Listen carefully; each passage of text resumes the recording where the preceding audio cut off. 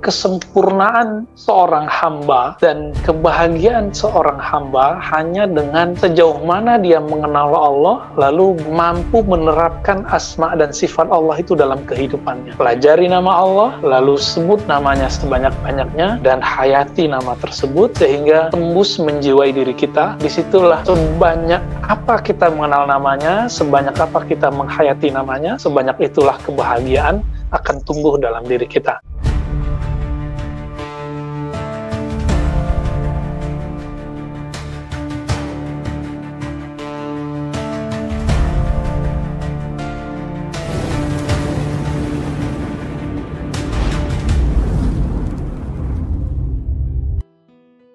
Ya, semoga dimanapun kita berada, Allah bukakan kolbu, pikiran kita untuk menerima ilmu-ilmu darinya dan memasukkan nama Allah Subhanahu wa Ta'ala ke dalam kolbu kita. Imam Al-Ghazali belajar Asmaul Husna dari gurunya yang bernama Abu Ali Al-Farmadi. Sekelas Ghazali yang sudah Hujatul Islam masih berguru kepada Abu Ali Al-Farmadi. Abu Ali Al-Farmadi berguru ke Imam Kharqani dan berguru ke Imam Qushairi. Apa perbedaan dua orang ini? Imam Kharqani yang mengajarkan zikir qalbu, sedangkan Al-Qushairi yang mengajarkan makna dari zikir-zikir tersebut. Ini perbedaan mereka. Jadi saling melengkapi. Nanti terus ke atas ya, sampai kepada Imam Abu Yazid Bustami. Kalau jalur Imam Qushairi nanti ke jalur Imam Junaid, nanti ke atasnya. Nanti ketemu di Imam Ja'far Shadiq. Nanti kalau kita loncat langsung ke dua sahabat besar, Sayyidina Abu Bakar dan Sayyidina Ali radhiyallahu ta'ala anhuma. Jadi semua tarekat sufi mesti mempunyai silsilah sanad kepada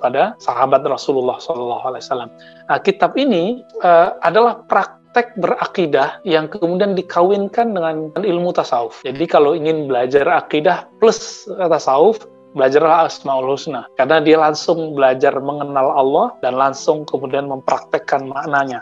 Jadi kesempurnaan seorang hamba dan kebahagiaan seorang hamba hanya dengan sejauh mana dia mengenal Allah, lalu bertakhalluk ya, mampu menerapkan asma dan sifat Allah itu dalam kehidupannya. Jadi kalau ada orang bertanya, saya pengen bahagia, bagaimana caranya? Pelajari nama Allah, lalu sebut namanya sebanyak-banyaknya, dan hayati nama tersebut sehingga tembus menjiwai diri kita. Disitulah sebanyak apa kita mengenal namanya, sebanyak apa kita menghayati namanya, sebanyak itulah kebahagiaan akan tumbuh dalam diri kita. Nah, inilah kelebihan para ulama-ulama terdahulu. Mereka dapat satu isim aja, satu nama, Allah, itu dipakai. Allah, zikir Allah, Allah gitu ya. Itu mereka bahagia langsung. Ada yang cuma dapat ya Rahman, ya Rahim, ya, atau ada yang ya Hayyu, ya Qayyum, ya Hayyu, ya Qayyum. Itu dipakai terus seumur hidupnya. Mereka menjadi orang yang minta berkah kepadanya. Kita mendengar ada seorang syekh di satu kampung, ternyata amalannya cuma ya Hayyu ya Qayyum, tapi dari mana-mana datang. Ada seorang syekh,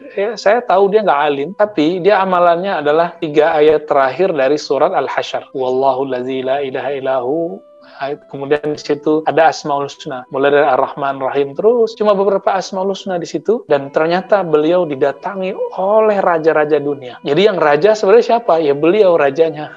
Raja kolbunya beliau. Ini penting sekali. Adapun perkataan Imam Qushairi, nah, beliau mengatakan satu kalam yang menarik sekali dalam kitab syarah beliau, Syarah Asmaul Husna, berarti kakek guru dari Imam Al-Ghazali. Apa kata Imam Qushairi? Siapa yang mengenal nama Allah, maka Allah akan mengharumkan, akan membaguskan namanya di dunia dan di akhirat. Man arafa asma Allah, siapa yang mengenal nama-nama Allah, rafa'a ismahu fid dunya wal akhirah. Allah akan angkat namanya, Allah angkat kemuliaannya di dunia dan akhirat. Lalu sebenarnya kalau ada orang mengatakan, apalah arti sebuah nama? Ini kalam ini tidak benar. Nama itu sangat berarti. Kenapa ada bab pertama dibahas oleh Imam Ghazali? Karena perdebatan masalah nama itu, bahwa nama itu sangat berarti. Jadi kalau ada orang bertanya, saya udah ngaji bertahun-tahun, tapi kok hati itu kayak ngerasa kosong ya? Jawabannya sederhana, ngajinya baru di taraf akal, belum sampai takhalluk bil asma, belum sampai menghayati nama Allah. Saya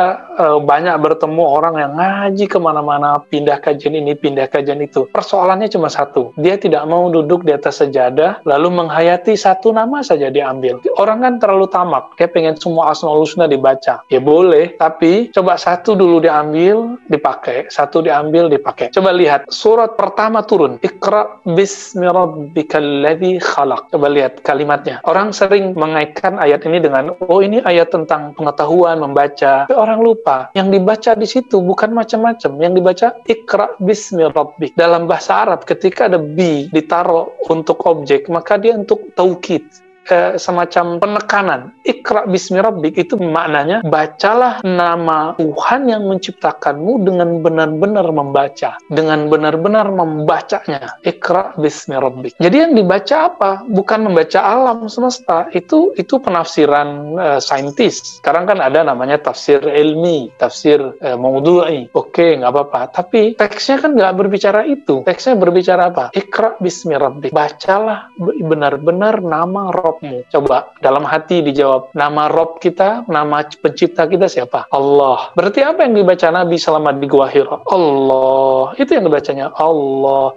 Dan itu yang dihunjamkan beliau ke dalam kalbunya, Allah. Ya Allah. Awalnya kan beliau tidak paham. Apa kata Nabi? Ma'ana biqari. Ma'ana biqari itu terjemahannya dua. Tidaklah aku dapat membaca. Tapi ada terjemahan kedua, apa yang akan aku baca? Maksudnya Nabi Muhammad tidak bisa membaca kalau tidak dibimbing, tidak ditalkin. Maka Nabi Muhammad pun ditalkin oleh Sayyidina Jibril alaihi salatu wassalam. Kalau selevel Nabi itu ditalkin, apa arti talkin? Bimbingan zikir. Maka orang seperti kita tentu lebih utama untuk ditalkin. Ya. Satu kali Nabi mengatakan, laqinu mautakum la ilaha illallah. Talkinkan, bimbingkan orang yang akan meninggal la ilaha illallah. Lalu sahabat bertanya dalam hadis Ibnu Abi Syaibah, bagaimana dengan orang yang hidup, wahai Rasulullah? Lalu Nabi mengatakan, oh itu lebih utama, lebih utama. Nabi katakan 2 kali. Jadi orang-orang seperti kita ini lebih utama, lebih berhak dapat bimbingan zikir dibandingkan yang lain. Jadi saya sarankan, coba cari guru ahli zikir yang bersanad dan ambil zikir darinya. Jika nanti koneksinya belum juga, saya berdoa semoga nanti kita dipertemukan Allah. Dan insya Allah akan dipertemukan Allah. Yang penting niatnya ada. Ya. Bisa bapaknya pulang ke Indonesia atau saya yang ke sana. Jadi Nabi itu pertama kali diperintahkan apa? Membaca nama. Baru kemudian turun surat berikut, wa rabbaka fakabbir dalam surah Al-Muddatsir, lalu surat Al-Muzammil. Di Muzammil ayat 8 itu lebih spesifik. Wazkurisma rabbik. Kalau tadi Iqra, sekedar membaca. Sekarang Allah mengatakan wazkurisma rabbik. Surat Al-Muzammil ayat 8 ya. Nanti silakan ditandai dan dilihat dan direnungi di rumah. Dan sebutlah nama Rabbmu. Siapa nama Rabbmu? Siapa nama Rabb kita, pencipta kita? Allah. Maka ada 2 tahapan dalam latihan rohani untuk level seorang nabi. Nanti ada tahapan ketiga. Ini awal nih. Pertama sekedar membaca, yang kedua berzikir, menyebut. Nanti di surah Al-A'raf itu 2 ayat terakhir ya, 205, itu ada kalimat wazkur rabbaka. Tadi masih isma. Sebutlah nama Rabbmu. Sekarang wazkur rabbak. Ingatlah Rabbmu. Nggak pakai nama. Disebut langsung Tuhanmu langsung. Berarti zatnya langsung. Bukan nama dan sifatnya lagi. Tapi langsung zat yang diingat. Ini beda lagi. Itulah makomnya Nabi SAW, mampu mengingat zat Allah, sedangkan kita nggak mampu. Jadi kira-kira kalau begitu penting nggak sebuah nama? Ism ya, dalam bahasa Arab kalau saya mengatakan ismi Ar-Razi Hashim, namaku, my name gitu ya, ismi, namaku Ar-Razi. Kita sering baca bismillah, dengan nama Allah. Lalu apa sih arti ism, nama dalam bahasa Arab? Ya, tadi saya sudah menyebutkan, ada orang di luar sana mengatakan apa sih arti sebuah nama? Di dalam Islam nama itu sangat penting. Bahkan dalam semua agama, di agama sebelah itu ada nama ketika orang dibaptis, ada nama baptisan. Ketika orang pindah agama mana, itu dia dikasih nama. Maka nama itu penting. Nama itu sangat penting. Nama itu ada nama kita, nama jasad. Nama jasad kita ya, tadi ada Pak Anas, ada Pak Geri, dan bapak-bapak yang lainnya. Itu nama yang diberikan orang tua fisik. Tentu kita punya nama rohani, yang dulu kita bertemu Allah di alam rohani. Itu kita punya nama. Dan nama kita banyak. Di dalam Al-Quran, Allah menyebut juga nama-nama hambanya. Misalnya Az-Zakirin Allah, Katsiran wa zakirat. Itu sebutan nama orang-orang yang dapat gelar dari Allah. Apa gelarnya? yang banyak berzikir. Itu sebutan-sebutan dari Allah SWT. At-taibin, at-taibat, ya, orang-orang yang suka bertobat. Jadi Allah sendiri memberikan nama beragam-ragam kepada kita. Karena nama itu penting. Coba kalau nama nggak ada, kita nggak bisa keluar negeri, kita nggak bisa bekerja. Jadi jangan lagi katakan apalah arti sebuah nama. Satu kali ada perempuan namanya Zaniyah, Nabi ganti. Zaniyah artinya kan pezina. Ada seorang sahabat namanya Asi, Nabi ganti. Itu diganti oleh, karena dulu tidak ada proses administrasi yang ribet, langsung Rasulullah yang menggantinya. Lalu apa sih makna ism? Nah, ini perlu dicatat ya. Ism atau nama dalam bahasa Arab artinya dua. Satu, ism bermakna ar-rif'ah wal-ulu. Artinya keluhuran, ketinggian, kemuliaan. Itu arti dari ism. Jadi kalau disebut wazkurisma rabbik, surat Taghabun tadi, sebutlah ketinggian sifat Allah Subhanahu wa taala, keluhuran sifat Allah Subhanahu wa taala. Itu makna ism. Makna kedua dari ism itu adalah al-wasmu wal alam. Apa arti wasm wal alam? Tanda, simbol, penanda, pembeda A dengan B, itu namanya. Oleh karena itu, meskipun nama azim dan kabir itu sama-sama artinya agung dan besar, tapi Allah Subhanahu wa taala tidak pernah menyebut Rabbul Arsyil Kabir, tapi Allah menyebut Rabbul Arsyil Azim dalam akhir surat Taubah. Karena kabir beda dengan azim. Kabir besar, azim besar, agung, tapi beda indikasi. Allah menyebut arasy itu azim. Kita juga mengatakan misalnya rajulun azim, orang mulia, tapi tidak ada ayat menyebutkan arsyil jalil, arasy yang jalil, tapi manusia bisa jalil. Nah, ini perbedaan-perbedaannya. Apalagi Allah Subhanahu wa taala. Nah, Nabi SAW itu mempunyai nama juga banyak ya. Imam Suyuti menyebutkan lebih dari 400 gitu. Namun Imam Al-Jazuli yang mengumpulkan beberapa redaksi sholawat, ada kitabnya Dalailul Khairat. Nah, itu bisa diminta nanti ke para habaib yang ngajar Bapak Saudara semua. Saya juga punya sanadnya, namun kalau ada para habaib lebih afdal ke mereka karena langsung ke kakeknya kan nanti. Kitab Dalailul Khairat, kitab kumpulan sholawat, di situ disebutkan sekitar 200-an nama Rasulullah. Jadi Nabi pun namanya banyak, sangat-sangat banyak. Dan nama Allah sebenarnya sangat banyak, namun Nabi mencontohkan sekitar 99 di hadis Abu Hurairah, di hadis yang lain lebih dari 100. Jadi nama berarti ketinggian, keluhuran, dan yang kedua berarti tanda dan simbol. Jadi kita perlu nama. Pengajian kita ada namanya supaya berbeda dengan pengajian yang lain, gitu ya. Jadi jangan lagi, yang ketiga kali saya mengatakan, jangan lagi mengatakan apalah arti sebuah nama. Nama sangat berarti. Baik.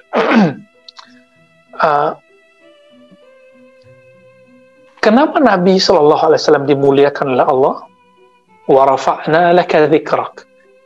Dalam surat Asy-Syarah atau Al-Insyirah, ayat yang sering kita baca salat subuh, alam nashrah laka sadrak, itu ada wa rafa'na laka dzikrak. Kami mengangkat zikrak, sebutanmu. Zikr, ya. Apa maknanya? Kami mengangkat namamu, hai Muhammad. Kenapa? Karena Nabi telah membesarkan nama Allah dalam dirinya. Jadi jika ingin dimuliakan oleh Allah, maka muliakanlah Allah dalam kalbu. Oleh karena itu, Imam Al-Qushairi menyebutkan dalam Risalah Qushairiyahnya dan juga dalam Syarah Asmaul Husnanya, ketika ada orang bertanya, apakah aku mulia di sisi Allah? Jawabannya, apakah nama Allah mulia dalam dirimu? Jika kita memuliakan nama Allah dalam diri, maka Allah akan muliakan kita. Nah, suatu kali ada seorang imam Al-Wasiti, ya, melihat ada kertas nama Allah dibuang di jalan. Dia pungut, dia beresin, dia bersihkan, ya. Dan ketika dia tertidur, dia mendapatkan mimpi bertemu Allah dan Allah meridhoinya. Ya. Kenapa? Karena dia menghormati nama. Oleh karena itu, meskipun tulisan alif lam lam ha itu tinta, tapi nama itu menunjukkan nama yang mulia. Jadi kalau mau membuang ada kertas yang nama Allah, itu robek dulu namanya, ya, dirobek dulu atau dibakar, supaya kita tidak termasuk orang yang merendahkan nama Allah Subhanahu Wa Taala. Baik, baru kita masuk ke pembahasan yang inti dari kitab ini. Pembahasan inti dari kitab ini itu di Al-Fan Ats-Tsani, di bab kedua, beliau pertama kali menyebutkan tentang hadis innalillah tis'a wa tis'ina isman, ya. Jadi hadisnya diriwayatkan dari Abu Hurairah radhiyallahu taala anhu. Hadis ini ada di Bukhari, ada di Muslim, ada di Tirmizi, ya. Perbedaannya di Bukhari dan Muslim tidak disebutkan nama-namanya, cuma dikatakan innalillah tis'ah wa tis'in, tis'ata wa tis'ina isman. Ya, sesungguhnya Allah Ta'ala mempunyai 99 nama. Mi'ah illa wahidan, 100 kurang 1. Nah, di riwayat Imam Muslim ada tambahan, innahu witrun yuhibbul witra. Sesungguhnya Allah itu esa, witir, dan menyukai yang witir, yang esa. Ya, makanya Imam Sya'rani mengatakan, jika ingin dicintai Allah setiap malam, maka berwitirlah setiap malam. Malam tadi dicintai Allah enggak? Ya, berwitir enggak malam tadi? Berwitir boleh langsung setelah Isya, boleh sebelum tidur, boleh di akhir malam. Yang penting witirnya jangan 2 kali. Nah, ini salah satu amalan Nabi. Maka mumpung Bapak Saudara ada di Jerman, coba datang ke komunitas sufi-sufi atau ahli fikih yang dari Turki yang bermazhab Hanafi, tanya mereka apa hukum sholat witir. Mereka mengatakan wajib, kalau mereka mengerti, ya, karena banyak juga yang tidak mengerti. Mereka akan bilang wajib, tapi beda dengan sholat 5 waktu, disebut fardu. Maksudnya wajib itu apa? Kalau ketinggalan mereka qadha, mereka ganti. Ini yang dilakukan Nabi, karena dalil bahwa Nabi mengganti sholat witir itu sahih. Lalu di ujung hadis dikatakan, man ahsaha dakhalal jannah. Siapa yang melakukan ihsa? Apa arti ihsa? Ihsa itu bisa artinya menghitung-hitung, mengulang-ulang. Atau artinya hafizah, menghafal. Menghitung, mengulang, mewiridkan, atau menghafal, menjaga. Namun saya mengartikan lebih dari itu. Ahsaha artinya memahaminya, mengenalinya, lalu menghafalkannya, dan mewiridkannya. Udah, itu artinya. Orang yang melakukan ini, dakhalal jannah. Belum meninggal, kakinya sudah di surga. Dakhalal jannah, dia telah masuk surga. Secara harfiah kan begitu, ya. Jadi, Bapak Saudara melakukan Allah, sahabat yang melakukan Allah, kalau orang bilang, Ustadz sana bilang bahwa masuk surga susah, itu bohong. Masuk surga mudah. Masuk surga sangat mudah. Coba ambil Asmaul Husna, satu saja diambil, difahami namanya, kenali yang punya nama, wiridkan, istiqamahkan, pasti masuk surga. Dalilnya banyak. Nah, ini salah satu dalil yang paling sahih dalam Sahih Bukhari, Muslim. Jadi, jangan lagi ada asumsi di pikiran kita, masuk surga susah. Enggak. Masuk surga itu mudah. Tapi, masuk neraka juga mudah, gitu. Sekali saja kita memasukkan selain nama Allah dalam kolbu itu terbakar langsung. Makanya perasaan gak nyaman.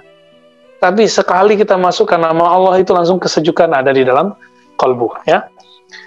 Lalu setelah itu, baru dalam hadis Abu Hurairah tersebut, dalam hadis Tirmizi disebutkan nama yang 99. Tapi dimulai dengan kalimat, Huwallahul ladzi la ilaha illahu. Huwallahul ladzi la ilaha illahu. Nah, dialah Allah Subhanahu wa taala yang tiada ilah, tiada yang disembah kecuali Dia. Nah, di sini dimulai dengan huwa. Huwa, ya. Saya sudah pernah membahas di beberapa tempat, khususnya kalau di Indonesia di MRBJ, ya, Bintaro 9, tentang huwa. Apakah huwa itu nama atau bukan?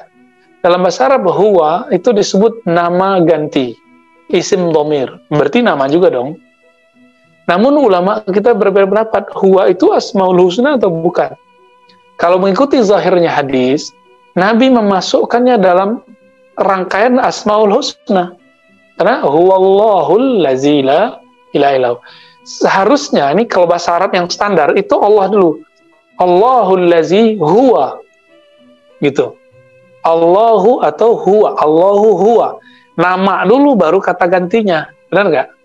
Saya misalnya Ar-Razi adalah seorang Muslim dari Indonesia. Titik dia kan begitu. Tapi sekarang dibalik. Dia Ar-Razi. gitu. Dia adalah Ar-Razi. Huwa Allah. Dia adalah Allah. Allah, bagaimana Allah? Allazi la ilaha illahu, yang tiada yang disembah kecuali dia. Maka huwa itu sempat diperdebatkan antara Ibnu Taimiyah mendebat para sufi di zamannya, lalu itu dikomentari dan dibantah oleh Al-Imam Al-Arif Billah Ibnu Athaillah As-Sakandari, pengarang hikam. Mungkin belum ada kajian hikamnya, silakan dikaji ya. Imam Athaillah As-Sakandari menulis kitab khusus tentang berzikir bolehkah dengan salah satu nama. Nama itu diulang-ulang, hu, misalnya Allah, Allah, Allah, Rahman, Rahman, Rahman, Rahim, Rahim, Rahim, Rabb, ya Rabb, gitu. Hayyu, Hayy, Hayy. Misalnya begitu ya. Boleh nggak zikir begitu? Termasuk zikir hu. Karena kalau teman-teman bisa searching, misalnya di Turki itu malah dijadikan seni berzikir, dibuat instrumennya, zikir hu Allah, itu ada. Apakah itu boleh? Dari zahirnya hadis, insya Allah di pekan depan saya tampilkan hadis-hadis ini sebagai review nanti di bulan depan insya Allah. Huwallahul lazi. Jadi itu hadisnya menyebutkan ini sebagai nama pertama. Oleh karena itu ulama Ahlus Sunnah yang bernama Abdul Qahir Al-Baghdadi mengatakan apa? Huwa minal asma. Ya. Huwa itu bagian dari nama Allah Asmaul Husna. Maka kemudian perdebatan tadi nggak penting sebenarnya. Yang tepat itu yang dikatakan oleh Ibnu Athaillah Sakandari bahwa zikir dengan hu, dengan Rahman, Allah itu boleh. Dan huwa itu salah satu nama Allah. Namun huwa, kan pakai waw ya. Asalnya kan hu tanpa waw. Asalnya itu pakai hu aja. Contohnya lahu ma fis samawati wal ardh. Lahu kan nggak ada huwanya. Kata ganti ketiga itu cuma ha pakai alif atau ha pakai waw. Asalnya adalah hu, dia dhammah asalnya. Dalam ilmu bahasa itu ada penjelasannya kenapa ditambahkan kemudian waw ya. Saya tidak mau berdalam-dalam di situ. Namun ketika seandainya kita tambahkan hu, contoh Allahu la ilaha illahu, kan ada di Quran ya. Ada ayat misalnya kalau kalimat la ilaha illallah kan cuma 2 atau berapa kali gitu di Quran. La ilaha illallah itu cuma beberapa. Tapi la ilaha illahu itu lebih dari 20, bayangkan. Berarti hu itu bagian dari asma yang penting. Lalu apa makna huwa? Inilah kajian kita di malam ini, intinya ada di situ. Sebelum masuk ke Rahman, sebelum masuk ke Rahim, ternyata adalah huwa, ada Allah, ada ilah, ya. 3 ini, huwa, Allah, ilah, nanti ada tambahan Rabb, itu akan kita bahas sebagai pengantar. Jadi teman-teman, mungkin selama ini kita membayangkan bahwa belajar Asmaul Husna langsung ke Rahman Rahim. Bagi saya, itu tidak salah, tapi kurang tepat. Kenapa? Hadisnya, hadis Abu Hurairah, hadis Imam Tirmizi, menyebutkan pertama kali adalah Huwallahul lazi la ilaha illahu. Jadi harus sabar memang belajar Asmaul Husna. Tapi kalau sudah paham Huwa, sudah paham Allah, dapat semuanya. Siapa yang disebut Rahman? Huwa. Huwa itu siapa? Allah. Siapa yang disebut Rahim? Huwa. Siapa? Huwa itu Allah. Siapa itu Al-Malik? Siapa itu Kudus? Siapa itu? Semua nama itu dia. Dia itu siapa? Allah.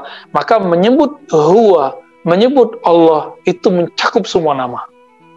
Jadi saya kasih tahu, mungkin teman-teman sebagian udah pernah belajar atau pernah ikut seorang syekh ngajarin zikir Allah.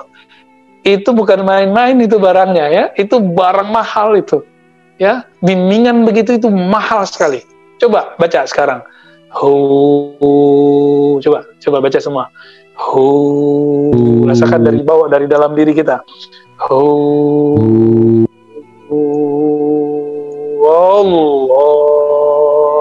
Itu kalau benar itu bacanya dari kalbu, merinding dari atas sampai ke bawah. huwa Allah. Jadi tubuh kita menyebut huwa, itu dia ada kontaknya langsung. Bulu roma kita berdiri, coba rasakan. Dan itu bukan jin, teman-teman semua. Inilah yang dikatakan dalam surat Az-Zumar ayat 23, taqsya'irru, ya. Taqsya'irru minhu juludul ladzina yakhshawna rabbahum. Bergetar karena Al-Qur'an. Isi Qur'an adalah Asmaul Husna.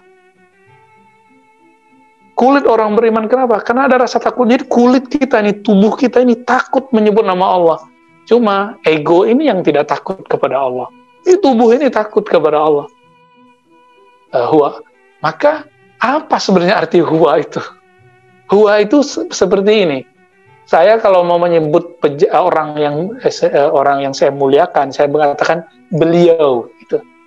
Kalau ke makhluk, beliau yang terhormat. Kalau orang Jawa panjenengan, orang pangeran gitu ya, Gusti, itu maknanya semua artinya adalah, jadi nggak sopan menyebut nama langsung. Jadi dalam bahasa Arab itu ada ajaran-ajaran dahulu, nabi-nabi terdahulu yang masih diambil di sini, yaitu ajaran Nabi Musa bahwa tidak sopan menyebut ya Allah. Tapi harus wahai dia, Yahweh, Yahu, gitu ya. Dan itu diabadikan. Ini disebut syar'u man qablana, yang ditakdir. Syariat orang-orang terdahulu yang diulang kembali, ditetapkan kembali dalam ajaran Islam. Contoh yang lain, Elohim dalam Islam, kemudian muncul Allahumma. Itu bukan cocok logi. Silakan pelajari bahasa Ibrani, bahasa Semit.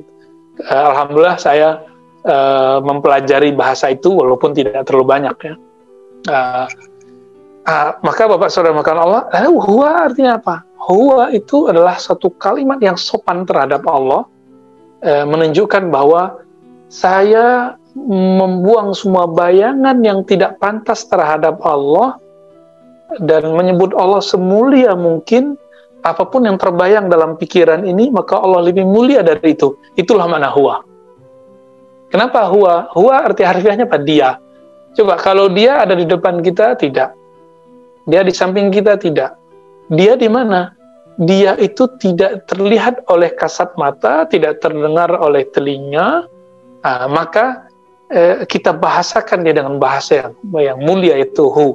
Oleh karena itu, zikir hu adalah zikir yang masyru', yang disyariatkan dalam Islam, boleh diamalkan. Tapi kalau nggak suka, nggak apa-apa. Ya, ada beberapa ustadz memang di negeri kita yang mungkin beberapa kitab, misalnya kayak Al-Ibda, ya, kemudian Al-Mujarrad karya Imam Ibnu Athaillah, tadi Al-Ibda karya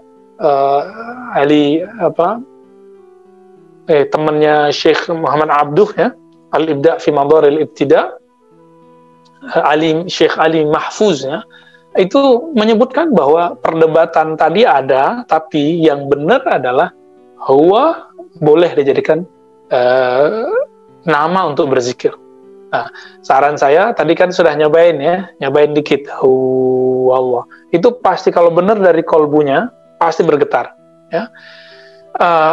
Saya harap nanti antum semua yang hadir, yang join ini bertemu guru yang bisa melatihkan zikir itu. Ya.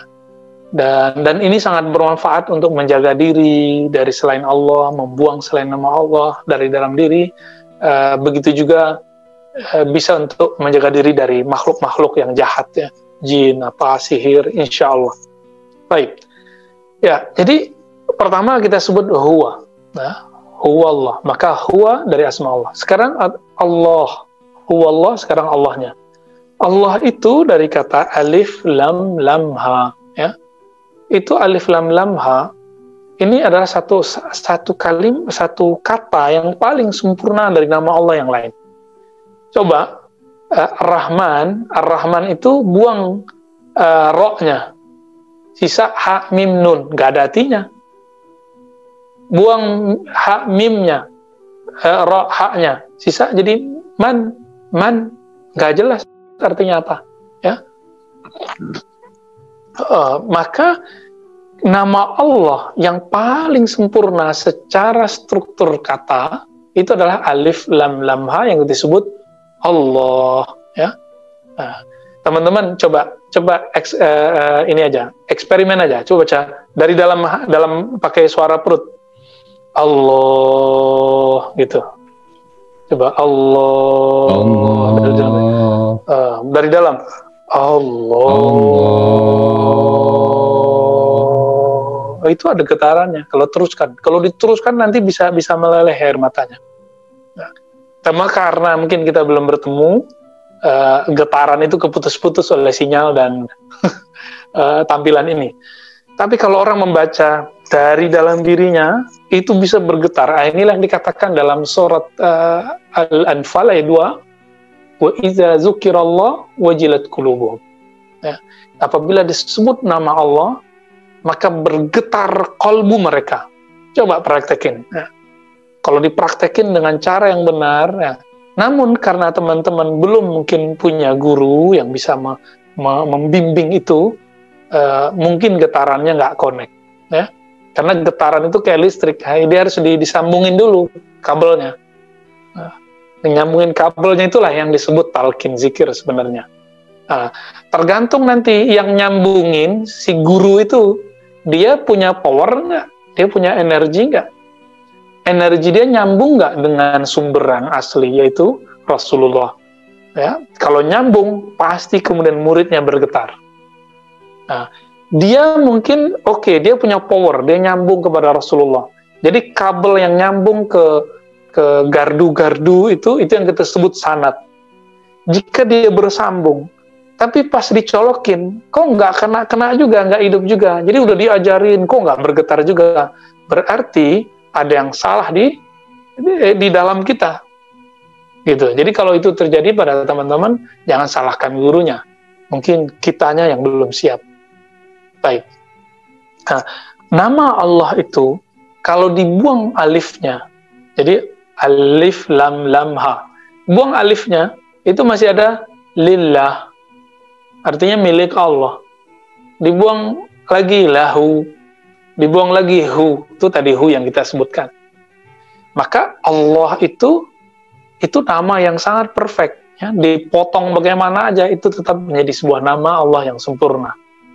Nah, itu sebabnya Allah itu oleh sebagian ulama disebut dengan Ismul Jalalah, nama yang agung. Bahkan disebut Ismul Azam, nama yang teragung dari yang agung.